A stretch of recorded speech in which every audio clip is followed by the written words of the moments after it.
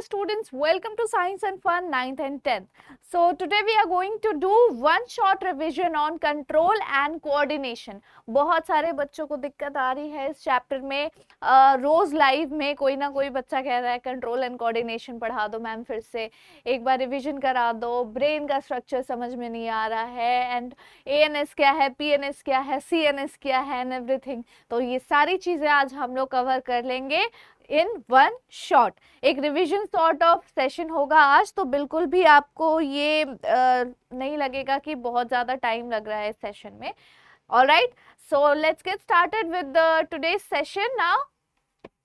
सबसे पहले देखो हम इस चैप्टर में क्या पढ़ने वाले हैं कि किस तरह से केमिकल्स और किस तरह से बाकी हमारे बॉडी का फंक्शन हमारे बॉडी को कंट्रोल कर रहा है. हम इस सेशन में प्लांट हार्मोन्स भी देखेंगे, एनिमल हार्मोन्स मतलब कि ह्यूमन हार्मोन्स भी देखेंगे. बेसिकली हार्मोन्स क्या होते हैं, कौन से किस टाइप के केमिकल्स होते हैं, और उसके बाद पूरा हम अपना नर्वस सिस्टम देख लेंगे अच्छे तरीके से कि कैसे नर्वस सिस्टम वर्क करता है हमारी बॉडी में. सो हार्मोन्स क्या है? These are the chemicals that is secreted by endocrine glands. देखो दो तरह के ग्लैंड्स होते हैं, मैं आप लोगों को बता देती हूँ. एक होता है एंडोक्राइन ग्लैंड, एंडोक्राइन ग्लैंड्स, और एक होते हैं एक्सोक्राइन ग्लैंड्स, एक्सोक्राइन ग्लैंड्स. ठीक है. एंडोक्राइन ग्लैंड्स वो होते हैं जिनके जो डक्टलेस ग्लैंड होते हैं. ठीक है, डक्टलेस ग्लैंड हैविंग डक्ट्स, यानी कि इनके पास एक ट्रांसपोर्टेशन सिस्टम होता है, एक डक्ट प्रेजेंट होती है इन ग्लैंड्स के पास में, ताकि ये अपने सिक्रीशंस को, ये अपने हार्मोन के सिक्रीशन को कहीं से ट्रांसपोर्ट करके किसी दूसरे ऑर्गन में पहुंचा सके. Having ducts, right.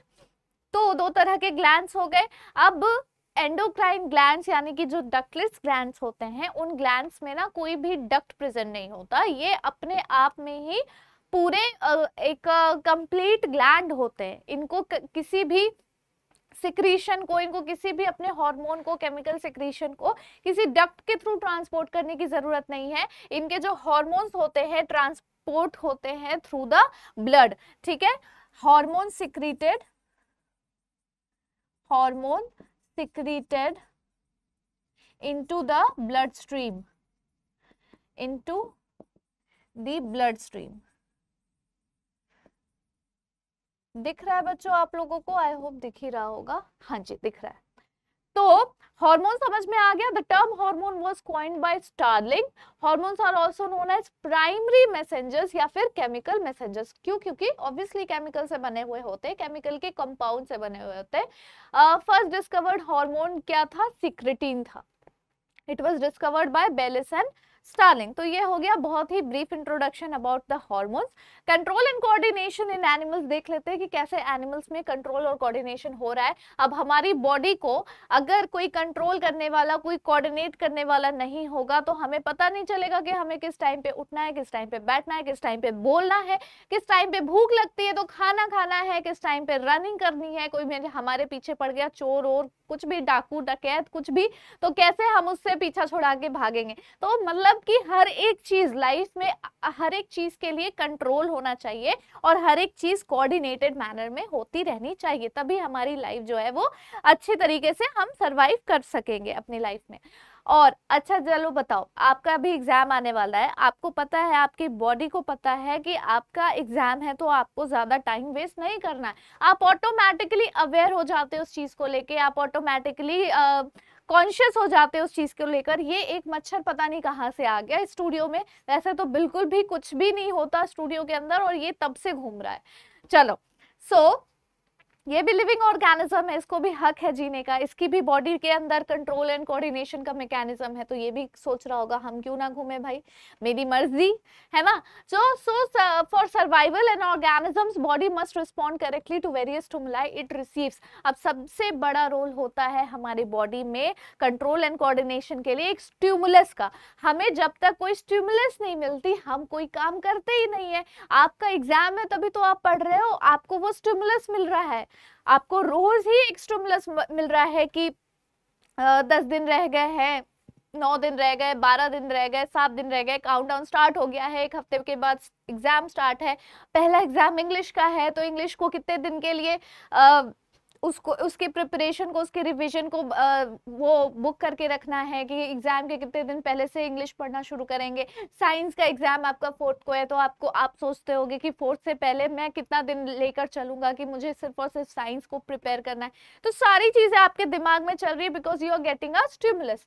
आपको जब भूख लगती है तभी तो आप खाना खाते हो, भूख लग रही है, that means you are getting a stimulus, you are getting a message from your body. अब कुछ इंपॉर्टेंट टर्म होते हैं। स्टिमुलस क्या है? एक तरह का एजेंट है या सडन चेंज होता है एक्सटर्नल या इंटरनल एनवायरनमेंट में जो कॉज करता है अ चेंज इन ऑर्गेनिज्म और any of its body parts. जब भी स्टिमुलस मिलता है हम लोगों को तो हमारी उसका मतलब ही होता है कि या तो हमारे बॉडी के बाहर, हमारे एक्सटर्नल एनवायरनमेंट में, या फिर बॉडी के अंदर यानी हमारे इंटरनल एनवायरनमेंट में कोई अचानक से एक सडन चेंज आया है, हमें एक मैसेज मिला है जिसकी वजह से हमारी बॉडी रिएक्ट करेगी, रिस्पॉन्ड करेगी और उस चेंज के जो अगेंस्ट रिस्पॉन्स देना है वो परफॉर्म करेगी। रिस्पॉन्स क्या होगा? The change in organisms resulting from a stimulus. जो चेंज आया ऑर्गेनिज्म के अंदर, उस ऑर्गेनिज्म की बॉडी में, जब मान लो आपको भूख लगी तो आप खाना खाए, तो जो भूख लगी वो आपका इंटरनल एनवायरनमेंट में चेंज आया, आपकी बॉडी ने आपको ये सिग्नल भेजा कि आपको भूख लग रही है, तो फिर आप खाना खाओगे। तो वो खाना खाना is a response to the stimulus of hunger that you have received. So receptors क्या होते हैं? Nerve cells which initiate waves of impulses towards the central nervous system on receiving a stimulus. Receptors, अब receive करने के लिए भी तो कुछ रिसेप्टर्स होंगे ना। स्टिमुलस रिसीव कौन करेगा? स्टिमुलस आपको कैसे मिलेगा? मैसेंजर, जो लेटर देने वाला होता है, पोस्टमैन जो होता है, तो पोस्टमैन को आप लेटर दोगे कि मेरे फ्रेंड को वो लेटर पहुंचा देना, या फिर मान लो अब तो लेटर का जमाना गया, व्हाट्सएप पे ही बात करते हो ना आप अपने दोस्तों से, तो WhatsApp is a receiver, it is a receptor. वहां पे आप मैसेज लिख रहे हो तो व्हाट्सएप उसको फॉरवर्ड कर रहा है आपके दोस्त के पास, राइट? सो रिसेप्टर क्या होते हैं? हमारी बॉडी में नर्व सेल्स होते हैं। नर्व सेल्स जिसे हम न्यूरॉन्स भी बोलते हैं, जो हमारे नर्वस सिस्टम का बेसिक स्ट्रक्चरल और फंक्शनल यूनिट होता है। ये वेव ऑफ इम्पल्सेस क्रिएट करते हैं जो हमारे सेंट्रल नर्वस सिस्टम की तरफ बढ़ रहा होता है और हमारे स्टिमुलस को रिसीव करके मैसेज को पहुंचाता है हमारे सीएनएस तक। इफेक्टर्स क्या होते हैं? इफेक्टर्स आर दोज मसल्स और ग्लैंड्स जो कॉन्ट्रैक्ट होंगे या सिक्रीट करेंगे अपने सब्सटेंसेस को। अगर मसल्स होंगे तो वो कॉन्ट्रैक्ट करेंगे, अगर ग्लैंड्स होंगे तो वो अपने सब्सटेंस सिक्रीट करेंगे जिनको हम हार्मोन्स भी बोलते हैं, on receiving an impulse from the brain और स्पाइनल कॉर्ड। मसल्स, मान लो अचानक से आपने किसी बहुत हॉट ऑब्जेक्ट को टच कर लिया तो आपका स्टिमुलस जनरेट हुआ कि नहीं यार इससे तो हाथ जल जाएगा मेरा, तुरंत हाथ हटाओ। तो हाथ हटाने का जो काम हुआ वो किसने किया? हाथ हटाने का काम किसने किया? आपके मसल ने किया। हाथ से ही तो हटा रहे हो, हाथ को ही तो हटा रहे हो ना आप, तो मसल का काम क्या हुआ कि तुरंत उसमें कॉन्ट्रैक्शन आ गया। अगर आप किसी सामने, अगर आप जा रहे हो कहीं पर, आपके सामने शेर आ गया अचानक से, तो आपको तो डर लगेगा ना, तो तुरंत आपकी बॉडी में एड्रीनलिन सिक्रीट होगी। एड्रीनलिन एक तरह का हार्मोन है जो एड्रीनल ग्लैंड से सिक्रीट होता है और ये हार्मोन रिस्पॉन्सिबल होता है फाइट और फ्लाइट के लिए, कि क्या आपको लड़ना है या फिर क्या आपको वहां से, उस सिचुएशन से भाग जाना है, राइट? तो आप कौन से सिचुएशन में किस तरीके से रिएक्ट करोगे ये भी आपके हार्मोन्स डिसाइड करते हैं, आपके मसल्स डिसाइड करते हैं। तो जब रिस्पॉन्स मिल जाता है तो रिस्पॉन्स देने वाला जो मीडियम होगा वो या तो मसल होगा या तो ग्लैंड होगा। So this is also known as effectors. ये हो गया। चलिए आगे बढ़ते हैं। फंक्शंस क्या होते हैं नर्वस सिस्टम के? To keep us informed about the outside world through the sensory organs, control करेंगे, हार्मोनाइज करेंगे हमारी वॉलंटरी मस्कुलर एक्टिविटीज को। वॉलंटरी मस्कुलर एक्टिविटीज यानी कि जो हमारे कंट्रोल में होता है, जो एक्टिविटी हमारे कंट्रोल में होती है कि हमें ये करना है, that is known as voluntary muscular activity. जैसे रनिंग है, राइटिंग है। It enables us to remember, think and reason. तो हमारा नर्वस सिस्टम हमें सोचने के लिए, हमें याद रखने के लिए और हमें लॉजिकल रीजनिंग देने के लिए हेल्प करता है। regulates involuntary activities such as breathing and beating of the heart। अब कुछ चीजें ऐसी होती है जो हमारे कंट्रोल में नहीं होती, जिस पर हमारा कोई बस नहीं चलता, पर वो एक्टिविटी होनी जरूरी है for the survival of our body. तो वो एक्टिविटी भी नर्वस सिस्टम ही करवा रहा होता है। चलते हम न्यूरॉन पे। Neuron is the basic structural and functional unit of the nervous system. Neuron को हम नर्व सेल्स भी बोलते हैं। नर्व सेल्स आपको पता है, cells are the basic structural unit of a living being. तो इन्हीं सेल से टिश्यूज बनते हैं जिन्हें हम नर्व टिश्यू बोलते हैं, और इन्हीं टिश्यूज से पूरा ऑर्गन बनता है, और इन्हीं ऑर्गन से ऑर्गन सिस्टम बनता है। तो नर्वस सिस्टम का जो सेल है उसे हम नर्व सेल या न्यूरॉन बोलते हैं। 3 पार्ट्स होते हैं न्यूरॉन के। होता है सेल बॉडी, जिसमें एक वेल डिफाइंड न्यूक्लियस प्रेजेंट है और ग्रैन्युलर साइटोप्लाज्म प्रेजेंट है। डेंड्राइट्स, जो एक ब्रांच साइटोप्लाज्मिक प्रोजेक्शन होता है सेल बॉडी का। देखो ये सेल बॉडी है, इसी सेल बॉडी की ब्रांच प्रोजेक्शन बॉडी हो गई, तो इसी को हम डेंड्राइट बोलते हैं। एक्सॉन क्या है? एक लॉन्ग प्रोसेस होता है सेल बॉडी का, जो एंड पोर्शन में एक्सॉन्स प्रेजेंट होते हैं, वहां पे sole and bulb like structures present होते हैं, जहां पर न्यूरोट्रांसमीटर प्रेजेंट होता है। न्यूरोट्रांसमीटर का काम होता है एक तरह से समझ लो कि मीडियम बनना, ताकि हम एक मैसेज को रिसीव करके उस मैसेज को दूसरे नर्व सेल के साथ जोड़े। तो 2 नर्व सेल के बीच में जो मैसेज को जोड़ने वाला जो सब्सटेंस होता है, उस सब्सटेंस को न्यूरोट्रांसमीटर बोलते हैं। अब बहुत ही अच्छा एग्जांपल न्यूरोट्रांसमीटर का है एसिटिल कोलिन। मैं पता नहीं क्या ही लिख रही हूँ रुको, एसिटिल कोलिन। चलिए, गॉट इट? Everything clear?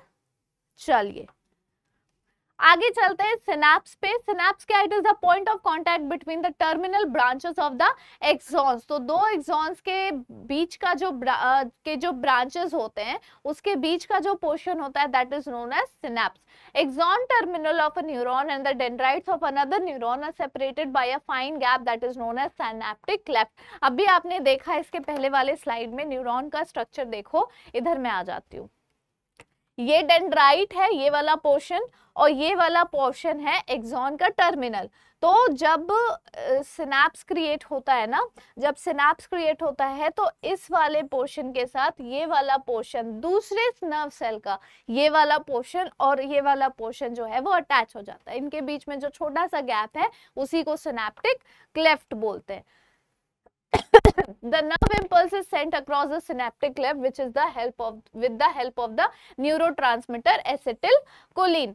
अब इन्हीं दोनों के बीच में ये जो गैप है ना, इसी गैप में प्रेजेंट होता है न्यूरोट्रांसमीटर एसिटिलकोलिन। एक केमिकल है, एक केमिकल का नाम है जो न्यूरोट्रांसमीटर, न्यूरो नर्व से रिलेटेड, ट्रांसमीटर कोई भी चीज को ट्रांसमिट करना, बेसिकली यहाँ पे मैसेज को ट्रांसमिट किया जा रहा है, यहाँ पे नर्व स्टिमुलस को ट्रांसमिट किया जा रहा है। ये देखो, ये क्या है? सिनैप्टिक क्लेफ्ट हो गया, रिसेप्टर साइट है, ये सिनैप्टिक गैप है, बीच में गैप है। ये एक्सॉन की टर्मिनल है, जो मैंने बताया आप लोगों को, बल्ब लाइक स्ट्रक्चर होती है जिसे हम एक्सॉन टर्मिनल बोलते हैं। ये डेंड्राइट्स होंगे, तभी तो दोनों जुड़ रहे हैं ना। देखो ये डेंड्राइट लिखा हुआ भी है यहाँ पर, इन दोनों के बीच में छोटा सा फाइन गैप होता है, इसी को सिनैप्टिक क्लेफ्ट बोलते हैं। और इसी गैप में प्रेजेंट होते हैं न्यूरोट्रांसमीटर्स। न्यूरोट्रांसमीटर्स वो सब्सटेंस होते हैं जो मैसेज को फॉरवर्ड करने का काम करते हैं, यानी कि दो नर्व सेल्स को जोड़ के मैसेज को फॉरवर्ड करवाते हैं। रिफ्लेक्स एक्शन बहुत इंपॉर्टेंट है, बहुत सारे बच्चों को इसमें प्रॉब्लम आ रही है, तो बहुत ध्यान से सुनना।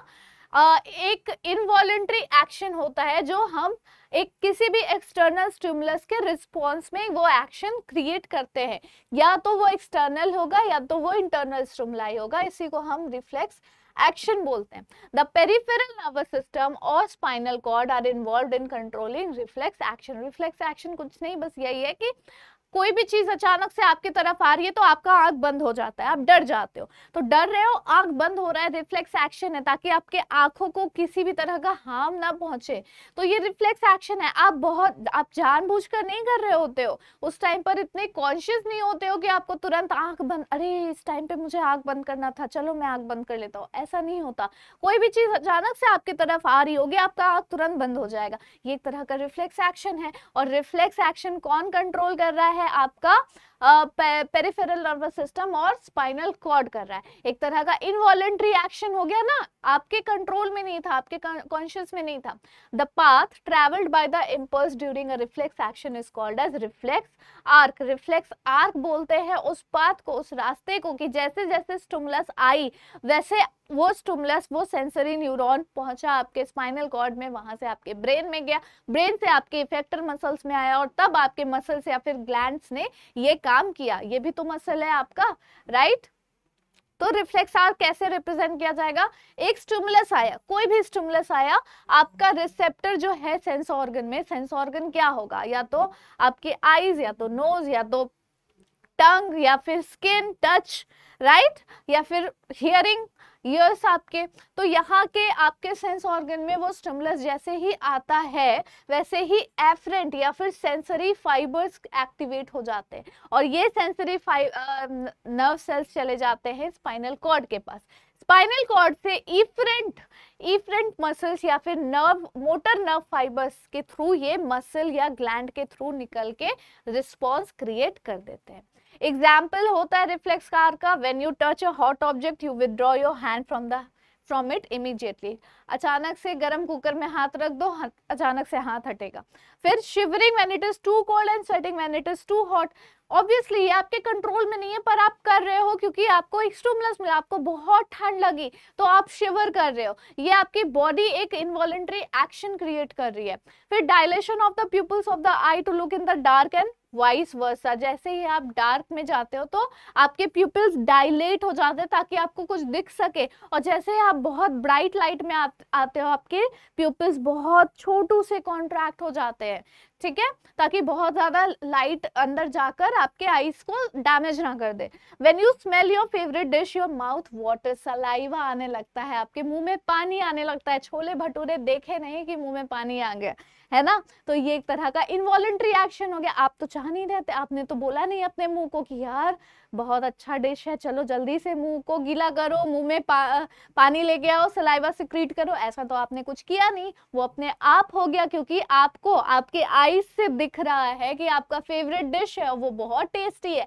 आपका माउथ, आपका नोज वो चीज स्मेल कर पा रहा है उस डिश को, ठीक है? तो आपके बॉडी में ऑटोमेटिकली सेंसरी न्यूरॉन्स तब तक पहुंच चुके हैं स्पाइनल कॉर्ड में, और वहां से वो ब्रेन के थ्रू आपके इफेक्टर नर्व्स, मोटर नर्व्स को सिग्नल दे चुका है कि तुम बेटा मसल सारे तुम लोग कुछ करो, ग्लैंड्स तुम लोग कुछ करो। तो यहाँ पे सलाइवरी ग्लैंड क्या कर रहे हैं?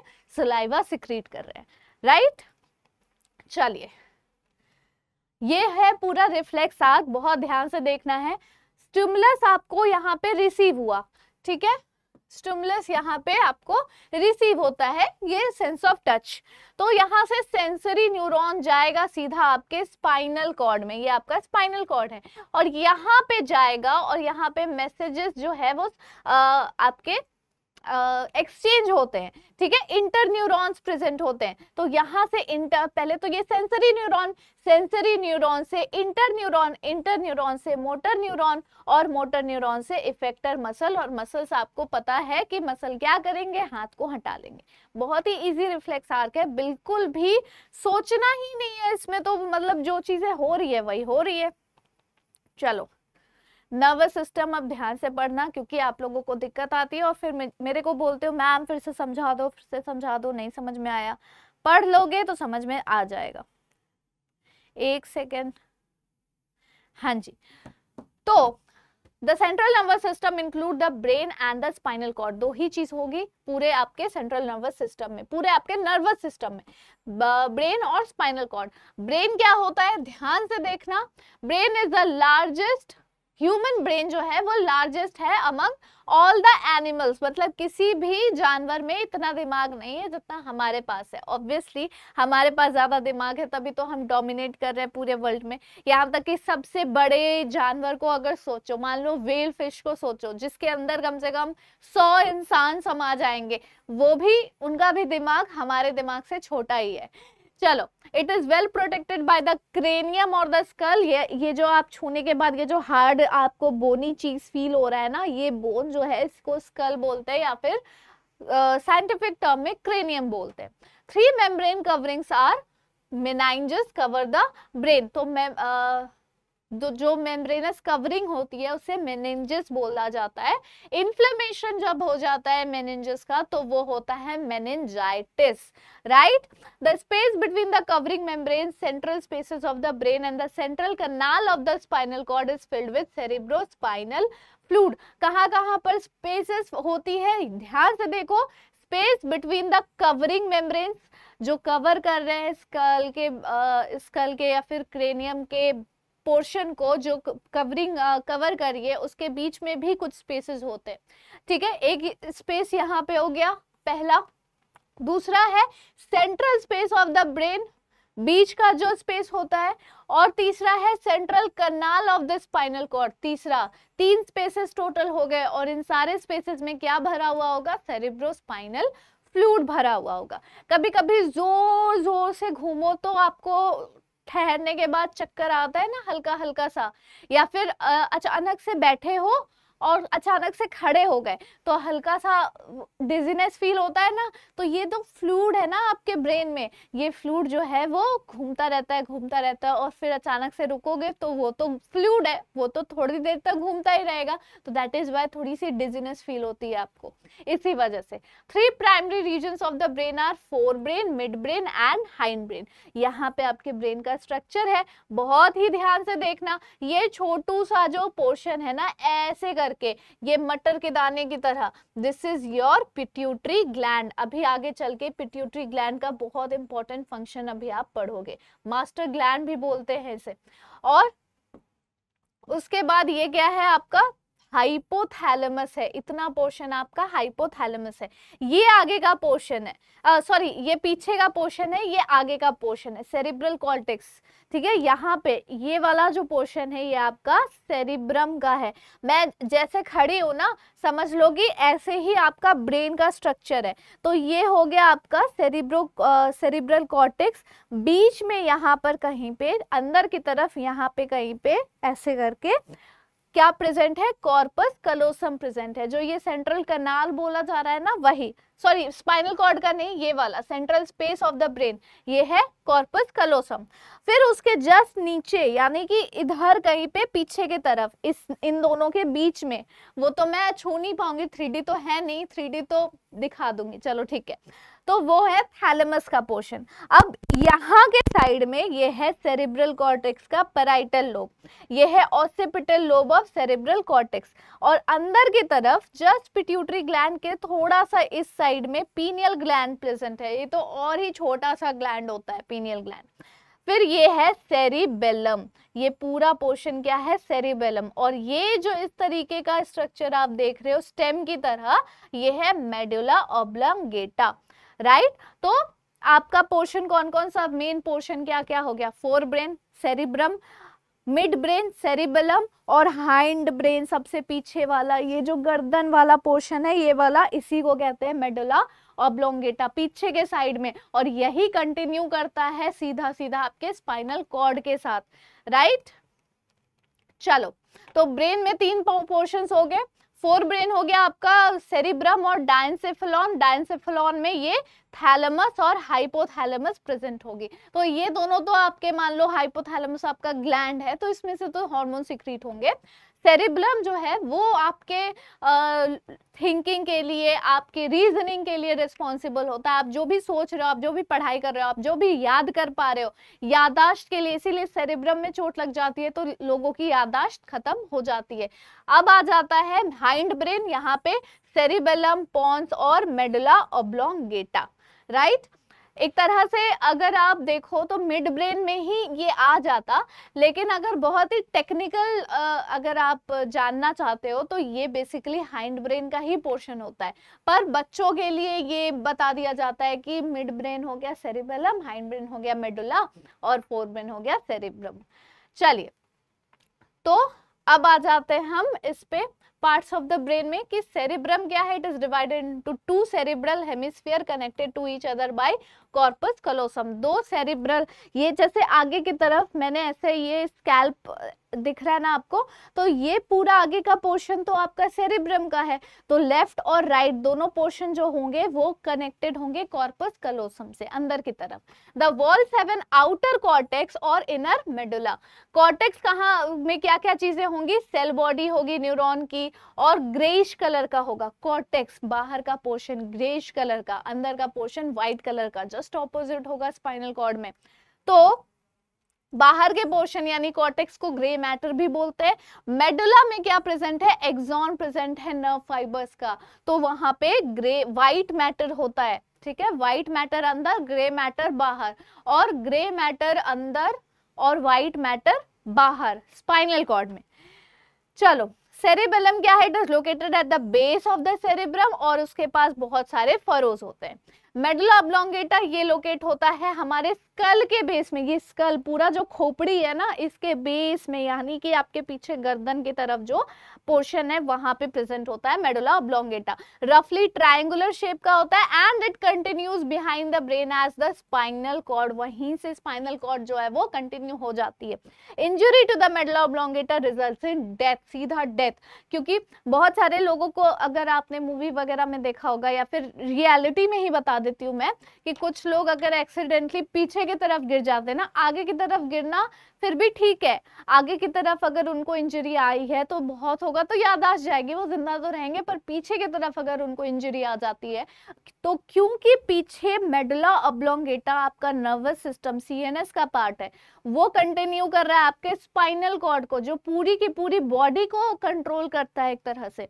तो वहां पे अगर चोट आ गई तो जो सबसे कम चीज हो सकती है वो हो सकता है लाइफ टाइम पैरालिसिस, जो सबसे कम चीज हो सकती है यूजुअली डेथ हो जाती है, और जो सबसे माइनर सा चोट में हो सकता है वो होता है लाइफ टाइम पैरालिसिस, क्योंकि बॉडी बिल्कुल भी कंट्रोल खुद को नहीं कर सकती, डैमेज हो जाता है ना वो। Next is spinal cord. So it extends from the medulla oblongata down to almost the whole length of the backbone and ends the second lumbar vertebrae. दो इसमें क्या है, ग्रेइश मैटर जो है वो इनर साइड है, वहां पे आउटर साइड था क्योंकि वहां पे नर्व सेल्स प्रेजेंट थे, और व्हाइट मैटर यहाँ पे आउटसाइड है स्पाइनल कॉर्ड के, वहां पे इनसाइड था क्योंकि एक्सॉन टर्मिनल्स प्रेजेंट थे. स्पाइनल कॉर्ड रिस्पॉन्सिबल होता है हमारे रिफ्लेक्सेस के लिए बिलो द नेक, नेक के नीचे जितने भी रिफ्लेक्सेस हैं वो आपका स्पाइनल कॉर्ड रेगुलेट करेगा, नेक के ऊपर वाला आपका ब्रेन रेगुलेट करेगा. It conduct sensory impulses from the skin and muscles to the brain, ये कंडक्ट करता है मोटर रिस्पॉन्सेस को from the brain to muscles of the trunk and limbs. Very very easy.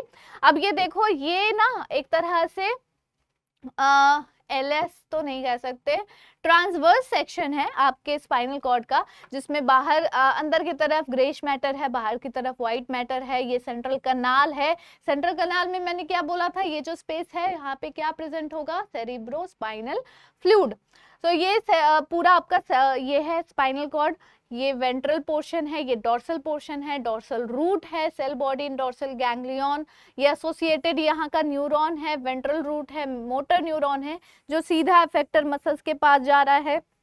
ये सेंसरी न्यूरॉन यानी कि आपके skin के पास जो स्टिमुलस आया वहां से सेंसरी न्यूरॉन होते हुए ये यहाँ पे आएगा. यहाँ पे एसोसिएशन या फिर इंटर न्यूरॉन्स प्रेजेंट होते हैं जो मैसेज को क्या कर रहे हैं, ट्विस्ट करके एक न्यूरॉन से लेकर दूसरे न्यूरॉन के पास पहुंचा रहे, सेंसरी से लेकर मोटर के पास पहुंचा रहे, और यहाँ पे से मोटर न्यूरॉन होते हुए इफेक्टर मसल्स के पास मैसेज आ जाती है. स्टिमुलस कुछ भी हो सकता है, पिन प्रिक होगा, हॉट होगा, टच होगा, कुछ भी होगा.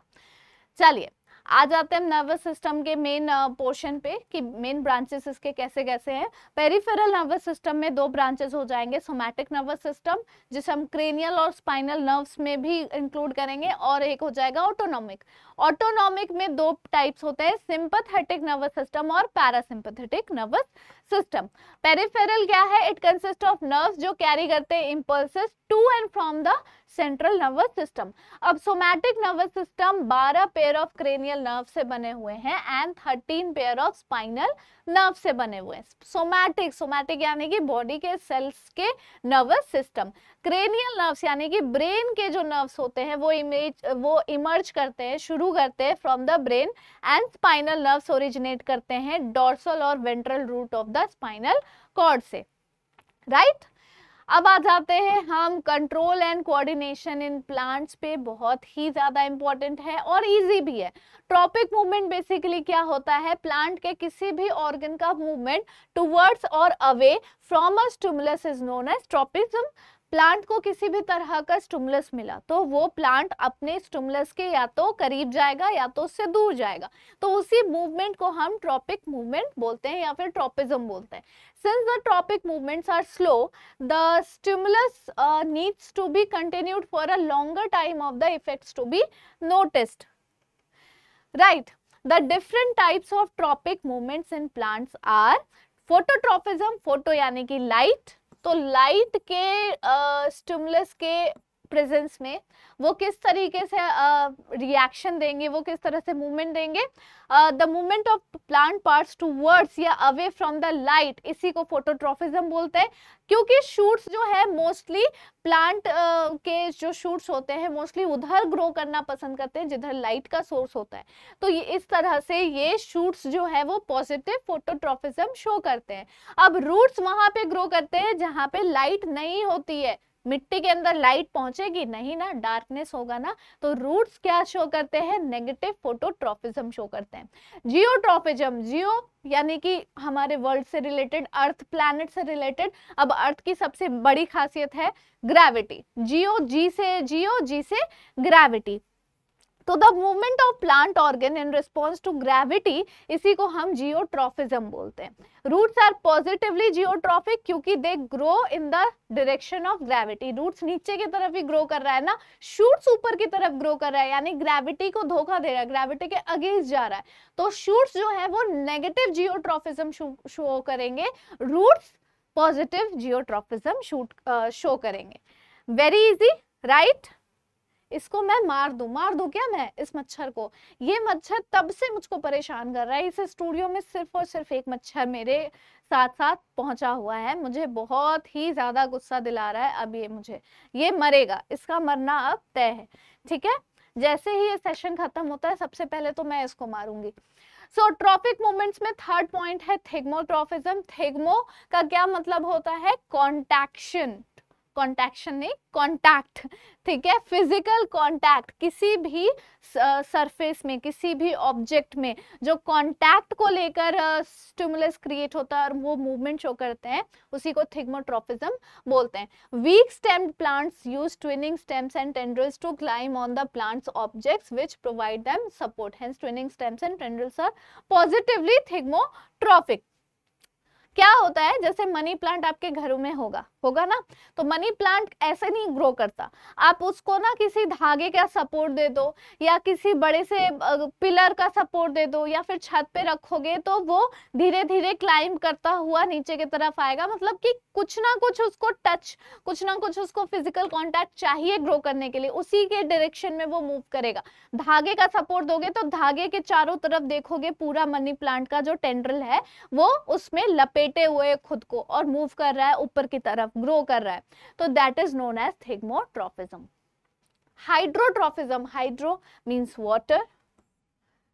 अरे क्या हो गया भाई, ये क्या हो गया? हे भगवान, मैं तो पागल हो जाऊंगी। Hydro means water. The movement of plant organ in response to water is termed as hydrotropism. Root grow करते हैं towards the source of moisture और इसीलिए वो positively hydrotrophic होते हैं।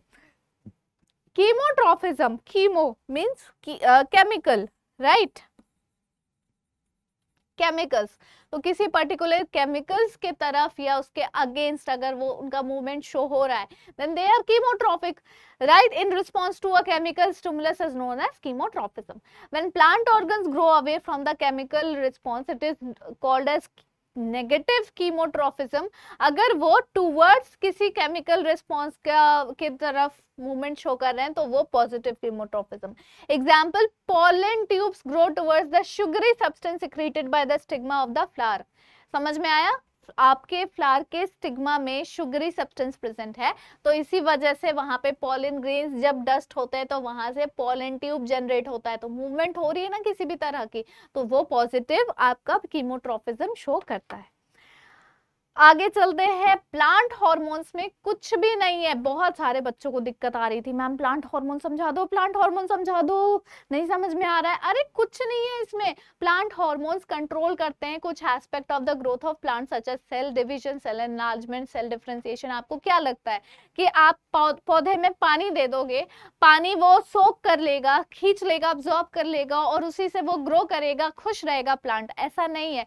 प्लांट के भी कुछ हार्मोन्स होते हैं जो वो उसकी बॉडी खुद सिक्रीट कर रही होती है, और जब नहीं कर पाती है तो हमें उसे आर्टिफिशियल हार्मोन भी देना पड़ता है ताकि वो ग्रो करे। उसका जो बड है, जो बहुत दिनों से आपने कभी देखा होगा ना कि प्लांट में ना, किसी भी प्लांट में एक छोटी सी जो बड बनी, कली जो बनी, वो कली फूल बन ही नहीं रही है, कई दिन से ना वो कली ही रह जा रही है, बड ही रह जा रही है। ऐसा क्यों हो रहा है? तो ये सारी चीजें हम हार्मोन्स में अभी पढ़ेंगे। तो फाइटो हार्मोन्स यानी कि प्लांट के हार्मोन्स कितने टाइप के होंगे? ऑक्सिन, जिब्रेलिन, साइटोकाइनिन और एब्सिसिक एसिड। तो ऑक्सिन का क्या काम होता है? प्रमोट करता है प्लांट के ग्रोथ के लिए। सिक्रीट होता है कहाँ पे? स्टेम्स और रूट्स के टिप्स में प्रेजेंट होता है, वहीं पे सिक्रीट होता है। सिंथेटिक ऑक्सिन्स यूज होते हैं हॉर्टिकल्चर में। सिंथेटिक आर्टिफिशियल मीडियम से बनाए हुए ऑक्सिन्स जो है वो हॉर्टिकल्चर यानी कि फ्लावर और फ्रूट्स के जो प्रोपगेशन की जाती है, कल्चरिंग की जाती है, उसमें यूज किया जाता है। जिब्रेलिन दूसरा हार्मोन देखो, ये सेल के डिफरेंशिएशन में प्रमोट करते हैं और ये ऑक्सिन के प्रेजेंस में ही काम करेंगे, और ये सीड की डोरमेंसी को ब्रेक कर देते हैं। सीड की डोरमेंसी यानी कि एक बीज को अगर आपने बोया है, एक सीड को अगर आपने सो किया है, तो वो बहुत दिन तक किसी भी तरह का प्ल्यूम्यूल या फिर रेडिकल को शो ही नहीं कर रहा, वो तो बस दबा हुआ है मिट्टी के अंदर। तो उस डोरमेंसी को, उस क्या बोलते हैं, इनएक्टिव स्टेज को वो ब्रेक कर देता है और तुरंत ही सीड जो है वो फ्लावरिंग करना शुरू कर देगा। फ्लावरिंग क्या मतलब कि तुरंत जो सीड है वो इनडोरमेंट होके स्टार्ट हो जाएगा ग्रो करना। उसके बाद cytokinins promote cell division in plants. Cell division आपको पता है क्या होता है, वो साइटोकाइनिन करेगा।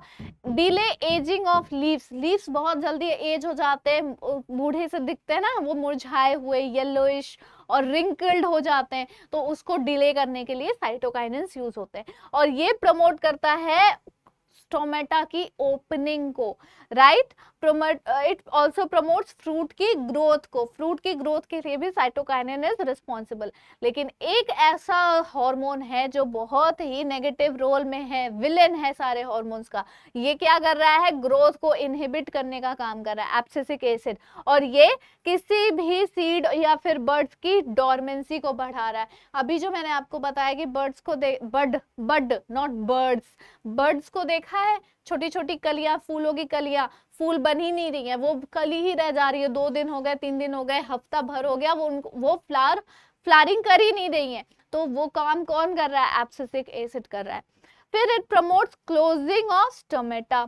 ये प्रमोट करता है विल्टिंग और फॉलिंग ऑफ लीव्स, और फ्लावर्स और फ्रूट्स को डिटैच करता है from the plant due to abscisic acid. अचानक से फ्लावरिंग होने के बाद जो फ्लावर्स टूट के खुद से गिर जाते हैं प्लांट से, that is due to abscisic acid. अब आ जाते हैं हॉर्मोन्स इन एनिमल्स में।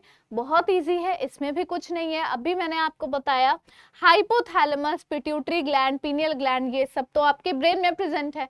फिर थायराइड ग्लैंड यहाँ पे प्रेजेंट होता है आपके गले में, पैराथायराइड जस्ट इसके बिलो प्रेजेंट होता है, थाइमस आपके चेस्ट में यहाँ पर इस पोर्शन में प्रेजेंट होता है।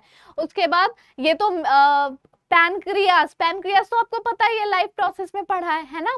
पैनक्रियास पता है, एड्रीनल ग्लैंड दोनों किडनी के ऊपर समोसे जैसा स्ट्रक्चर, याद करो मैंने आप लोगों को बताया था, येलो येलो समोसे जैसा structure, that is the adrenal gland. उसके बाद मेल्स में टेस्टिस प्रेजेंट होते हैं, पेयर ऑफ टेस्टिस प्रेजेंट होते हैं और वो टेस्टोस्टेरोन हार्मोन सिक्रीट करते हैं जो कि टेस्टिस के डेवलपमेंट स्पर्म्स के डेवलपमेंट के लिए भी होता है और मेल्स में सेकेंडरी सेक्सुअल बिहेवियर के लिए भी रिस्पॉन्सिबल होता है।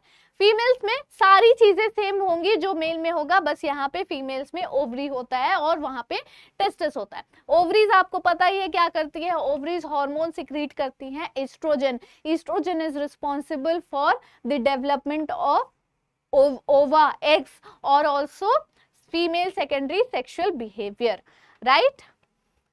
पूरा हम डिटेल में भी देखेंगे, बिल्कुल डरना नहीं है। एड्रीनल ग्लैंड प्रोड्यूस होते हैं, एड्रीनलिन प्रोड्यूस होते हैं एड्रीनल ग्लैंड से और ये प्रिपेयर करता है बॉडी को for fight and flight mechanism.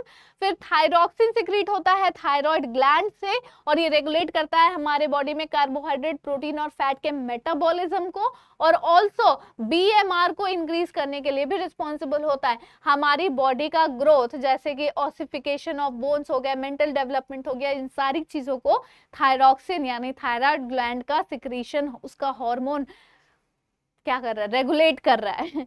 Growth hormone, यहाँ पे डिसऑर्डर सिंपल गोइटर, गोइटर क्यों हो रही है, आयोडीन की डेफिशिएंसी से। थायरॉक्सिन मोस्टली आयोडीन के कंपोनेंट से बना हुआ होता है, तो आयोडीन की डेफिशिएंसी होगी तो थायराइड ग्लैंड का इनलार्जमेंट हो जाता है जिसे हम गोइटर बोलते हैं। ऑप्थाल्मिक गोइटर भी वही है, उसका थोड़ा सा दूसरा अपर लेवल का रूप है। क्रेटिनिज्म, जब ग्रोथ हार्मोन जो है वो अंडर सिक्रीट हो जाता है तो क्रेटिनिज्म हो जाती है। Growth hormone secreted by the anterior pituitary, anterior lobe of the pituitary gland. तो पिट्यूटरी ग्लैंड के एंटीरियर लोब से जब ग्रोथ हार्मोन सिक्रीट होता है तो ये हमारे नॉर्मल बॉडी के ग्रोथ के लिए रिस्पॉन्सिबल होता है। डॉर्फिज्म, गैगैंटिज्म, डॉर्फिज्म बहुत ज्यादा ग्रोथ हार्मोन सिक्रीट हो गया तो लंबा सा हो गया, और डॉर्फिज्म नहीं, गैगैंटिज्म, जायंट हो गया ना, गाइगैंट। तो डॉर्फिज्म बहुत कम सिक्रीट हुआ ग्रोथ हार्मोन, तो छोटा सा रह गया, उसका ग्रोथ ही नहीं हो पाया बॉडी का बेचारे का। फिर आ जाते हैं इंसुलिन जो पैनक्रियास सिक्रीट करता है। अब ये क्या कर रहा है, ब्लड ग्लूकोज लेवल को रेगुलेट कर रहा है। इसके डेफिशिएंसी से diabetes mellitus, high concentration of sugar in blood जिसे हम हाइपर ग्लाइसीमिया भी बोलते हैं। टेस्टोस्टेरोन कंट्रोल कर रहा है सेक्स ऑर्गन्स का डेवलपमेंट इन मेल्स और also secondary sexual character during the puberty. Oestrogen जो ओवरी से सिक्रीट होती है ये कंट्रोल करता है डेवलपमेंट ऑफ फीमेल के सेक्स ऑर्गन्स को और also secondary sexual characters behaviours in females. फिर फीडबैक मैकेनिज्म क्या है, हमारी बॉडी का फीडबैक मैकेनिज्म होता है ताकि हमारी बॉडी नॉर्मल स्टेट को मेंटेन कर सके। अगर कोई भी ऑर्गन ओवर सिक्रीट कर रहा है तो उसके ऑपोजिट जो उसका एंटागोनिस्टिक हार्मोन होगा वो सिक्रीशन अपना बढ़ा देगा ताकि उसके ओवर सिक्रीशन का कोई भी साइड इफेक्ट ना पड़े, और दोनों एक दूसरे के ऑपोजिट ग्लैंड्स हैं तो दोनों अपना सिक्रीशन सिक्रीट करेंगे, दोनों अपने हार्मोन सिक्रीट करेंगे तो बॉडी जो है वो धीरे धीरे नॉर्मल स्टेट में आ जाएगी। तो जब भी एक चेंज होता है नॉर्मल स्टेट में तो मैसेज सेंड हो जाता है टू इंक्रीज द सिक्रीशन। अगर कोई किसी भी हार्मोन का फॉल हो गया है, अगर वो लेवल गिर गया to the normal level or to decrease the secretion if there is a rise above the normal level to restore the normal body state, इसी को नेगेटिव फीडबैक मैकेनिज्म बोलते हैं। जैसे कि ब्लड शुगर लेवल अगर increase हो गया है ब्लड शुगर लेवल तो ये स्टिमुलेट करता है इंसुलिन को so that sugar level maintain हो सके। अगर फॉल हो गया शुगर लेवल का तो ये स्टिमुलेट करेगा सिक्रीशन ऑफ ग्लूकागन को, जो क्या करेगी तुरंत ये आपका गैलेक्टोज को तोड़कर ग्लूकोज में कन्वर्ट करेगी। आपके सेल्स में गैलेक्टोज स्टोर्ड है ना इन द फॉर्म, मतलब ग्लूकोज स्टोर्ड है in the form of galactose, right. तो उसको ब्रेक डाउन कर देगी और ग्लूकोज रिलीज होगा, glucose is the sugar. So glucagon stimulate करता है break down of glycogen not galactose, glycogen to glucose and thus the normal sugar level is maintained, right. तो ये हो गया आपका चैप्टर फिनिश, पूरा रिवीजन हो गया आपके इस चैप्टर का। अब जहां पर भी दिक्कत हो कमेंट बॉक्स में कमेंट कर देना, बाकी तो मैं इससे रिलेटेड आपको क्वेश्चंस करवा ही देती हूँ लाइव सेशन में, है ना। आज फिर से करा दूंगी, कल फिर से करा दूंगी, जब तक एग्जाम होंगे रोज लाइव होगा, रोज आपको बायो के क्वेश्चंस मिलेंगे। तो चलो बच्चों, आज का सेशन बस इतना ही रखते हैं, अगले सेशन में मिलेंगे किसी दूसरे चैप्टर के रिविजन के साथ। तो तब तक के लिए till then take care and bye.